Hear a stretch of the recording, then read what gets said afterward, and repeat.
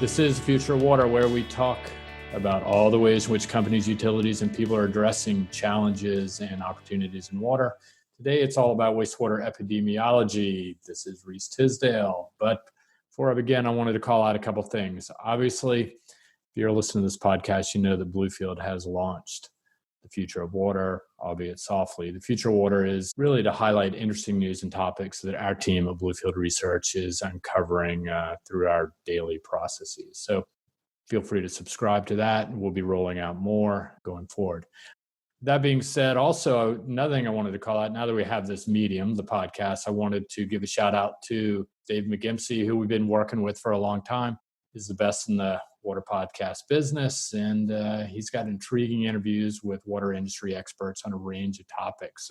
Also, his archive is deep, and I know he continues to attract a number of great guests. It's a good resource just for your own water interests. So subscribe to the Water Values podcast as well on all podcast platforms. With that being said, so today I'm joined by Keith Hayes, one of my partners at Bluefield. Keith, how's it going? It's going all right, Reese. Under the circumstances, we're holding up over here. How are you doing? Pretty good. It is a Monday. It's always sort of weird to go into a Monday after a weekend just sitting at home wondering, what did I do?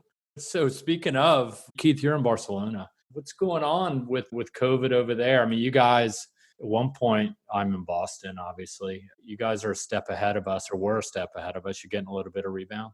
Yeah, it looks that way. I think that there's a lot of nervousness right now because the pandemic was pretty much under control as of May. They started rolling back some of the confinement, the quarantine measures, and they really were starting to let people get out there and enjoy the sunshine, and summer was starting. But I think everybody was concerned once you start opening the economy. Spain is about 15% of its economy is based on tourism, so they couldn't keep all the tourists out for the whole summer. So now tourists have come. Now that locals have left the city to go to their beach houses or whatever, we've got little outbreaks starting to crop up all over the country. It started out in 2 or 3 provinces now. A few hotspots are in Aragon, Lleida, and here in Barcelona. So we're all trying to be careful, wearing the mask, and we're all hoping this thing will end sooner rather than later.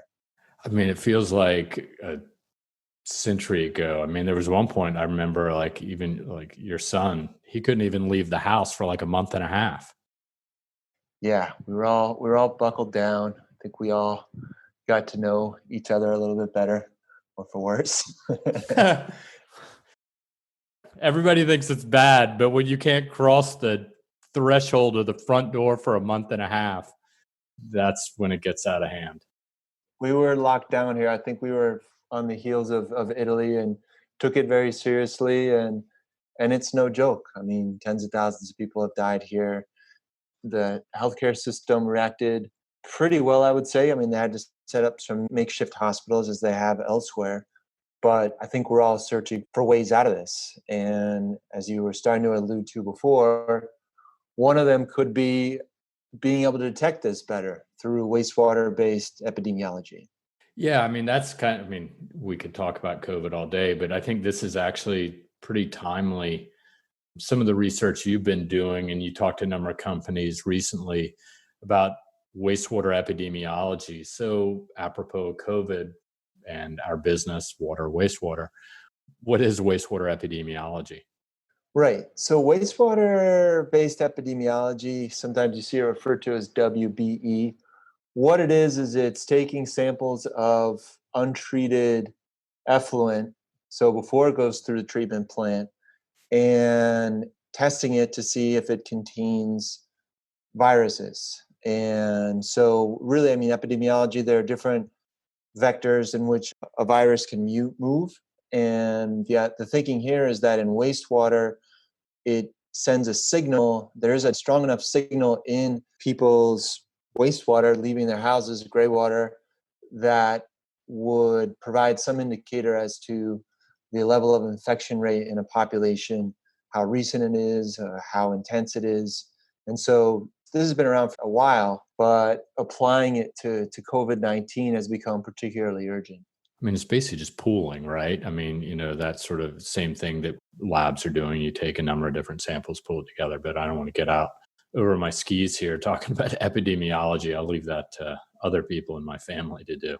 But that being said, what's interesting is it's been around for a while, right? I know there are companies, one actually out of MIT that was looking, at least started out looking at opioids, right? And sort of figuring out where opioids were being used more heavily and by neighborhood in certain areas. And what's happened is the pandemic has come and it's evolved or quickly transitioned into an opportunity.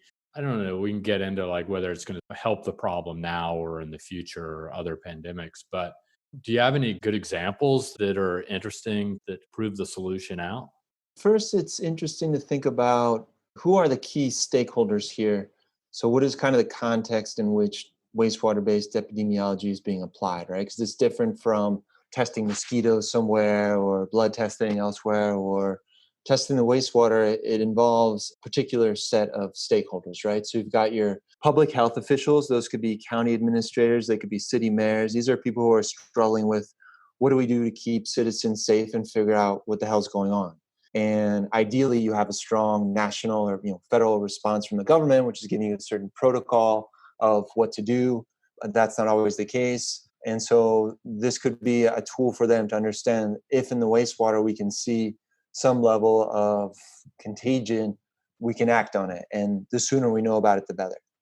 Then you've got the where you're actually taking the wastewater from. So there's the wastewater asset operators, right? So that's going and dealing with either it's a public or private municipal utility that is operating the sewer and or the wastewater treatment plant and figuring out, okay, where can we grab samples here? And it's very important where you grab the sample as well. So there needs to be discussion there about, can we test this? How often we test it? And then you've got the laboratories. So you need to have laboratories set up that you can quickly turn around those samples and figure out what that says in terms of the amount of the concentration of or virus shedding and the strength of the signal that you're getting in the water. But you need certain equipment to do that. You need to be able to turn it around, and not all laboratories in a country are able to do that.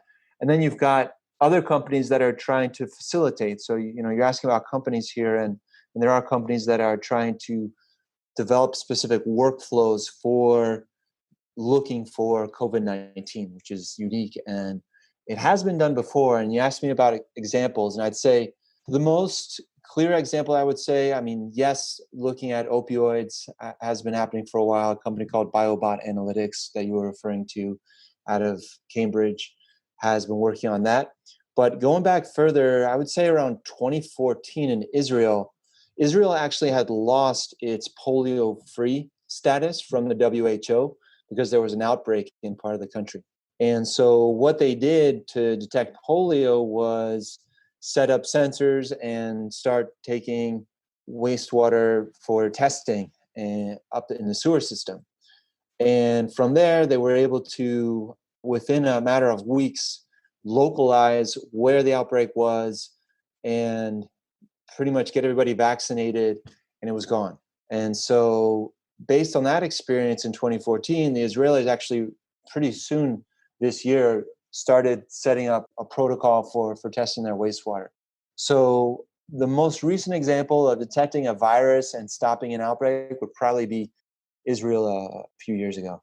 Yeah, I mean, it's interesting. And then, you've been looking at this for a while, and we're talking about it internally about what does this mean, how real is it? But even I think one of the points you had brought up in some of the research you had released was about Barcelona specifically. I mean, they saw this before, or they were uncovered some COVID even before the first case was identified, right?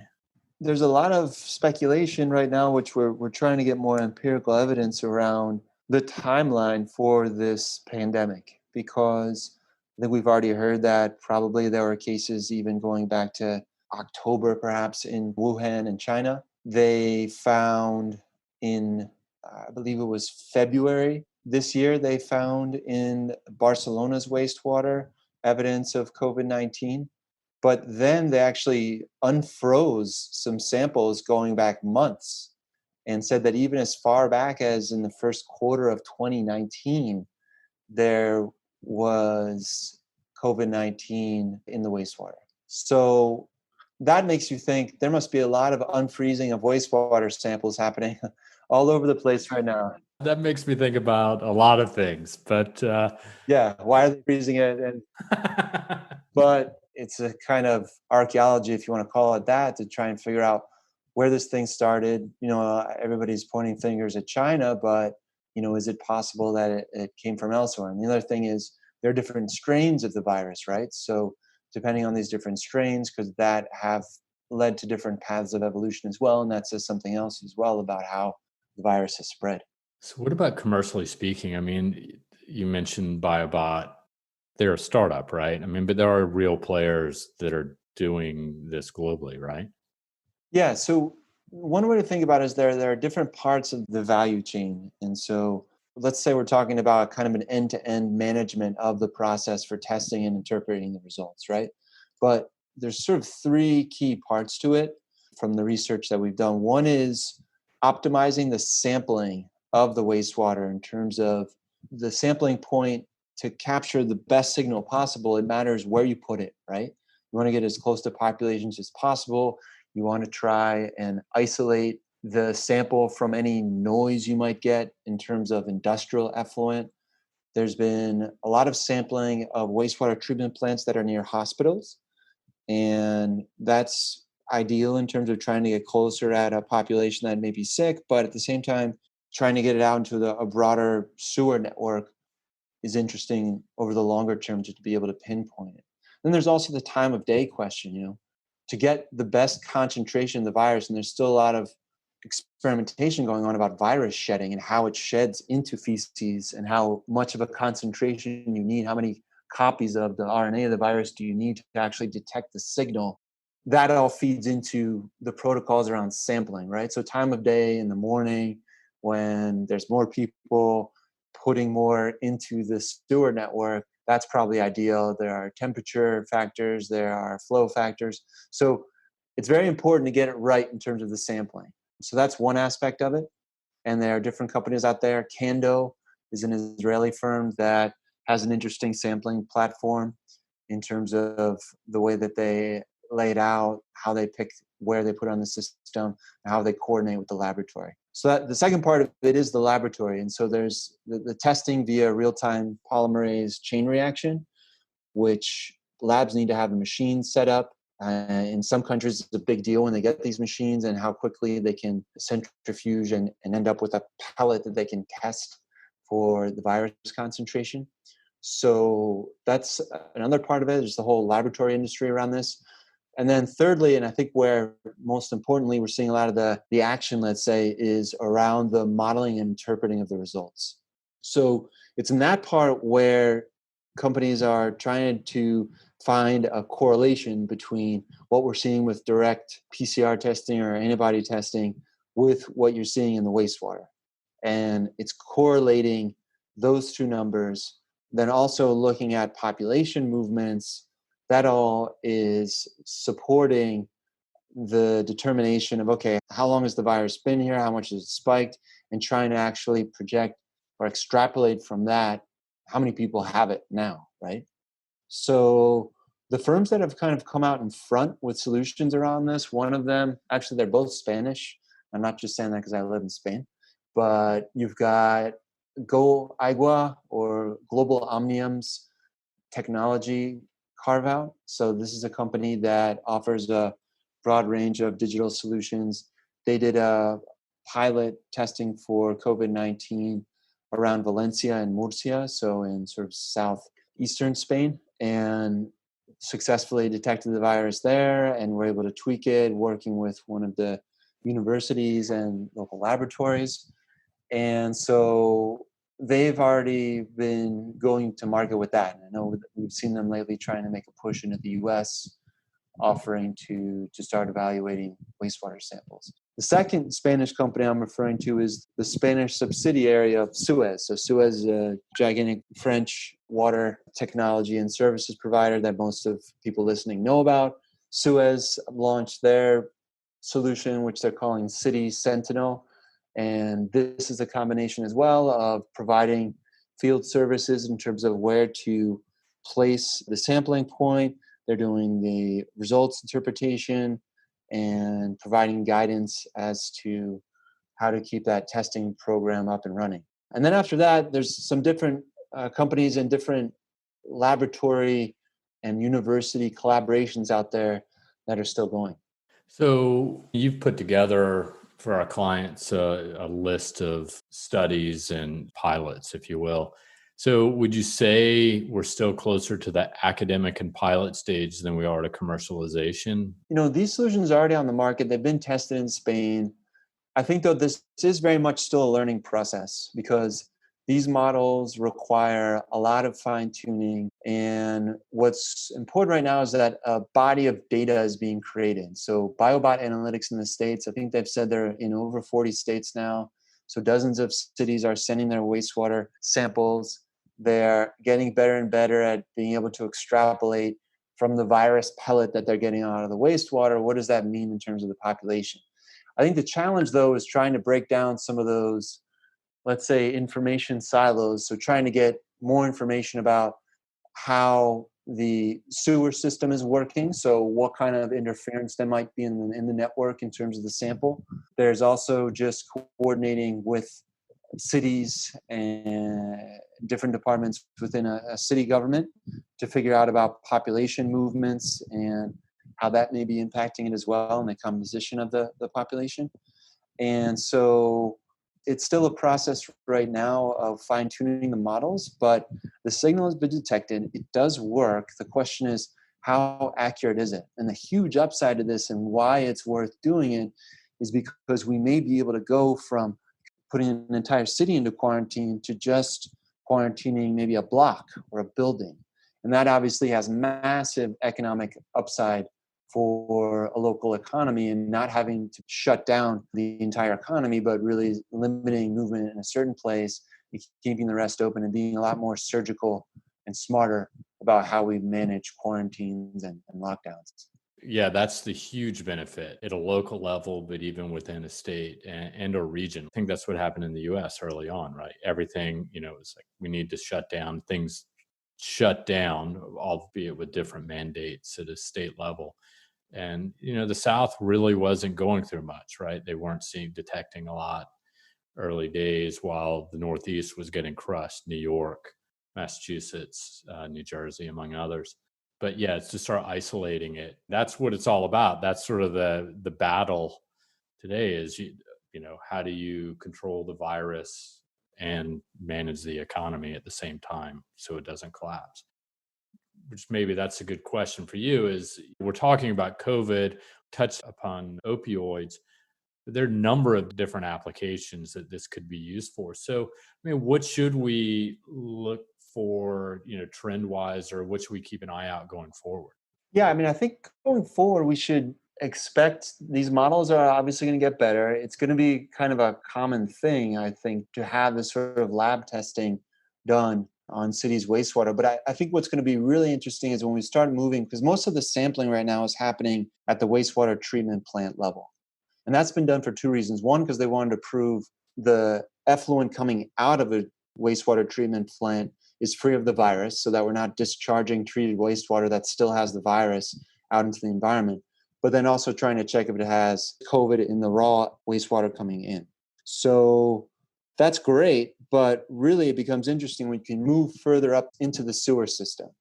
And that's a bit trickier because there you're dealing with a lot of different variables in terms of how sewer systems are configured and how they flow. And it definitely conditions those different parameters that we're looking for at the sampling point. But I think moving up pipe with the testing is going to be a huge development. So, I think we're going to expect more happening on that end, just in terms of what they're trying to do with these solutions.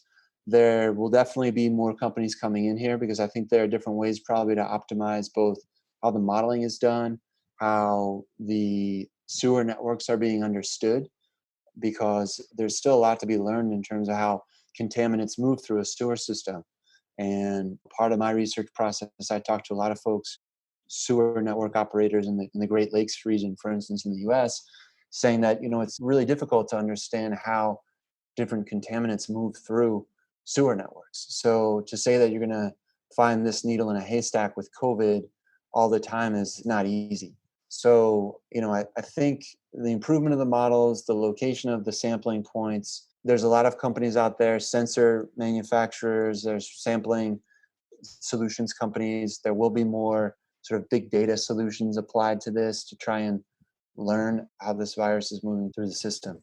Yeah, I think, and this is one of the bigger discussions that we had when we really started looking at this in more detail, and that was, well, how to pay for it or who's going to pay for it. And maybe I think what we came up with was, well, there are a lot of wastewater systems in the US, let alone the world, right?